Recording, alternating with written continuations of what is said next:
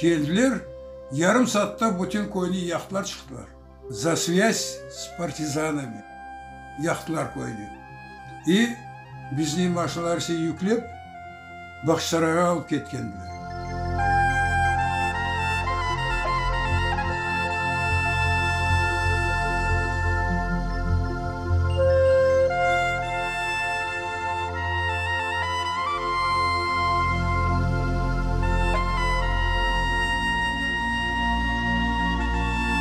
Местные халыклар өзлері әтерділер.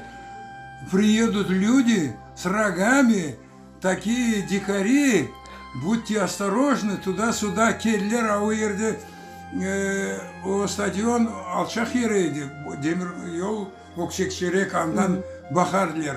Нас бақтық де, а никаких рогов, ничего.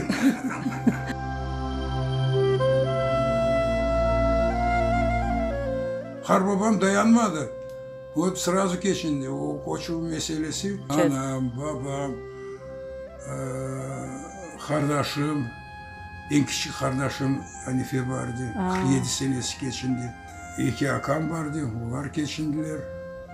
Bilal, Hamdi.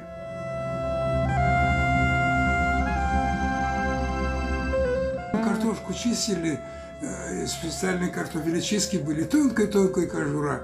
Мы эту кожуру собирали и на плите обжаривали и кушали.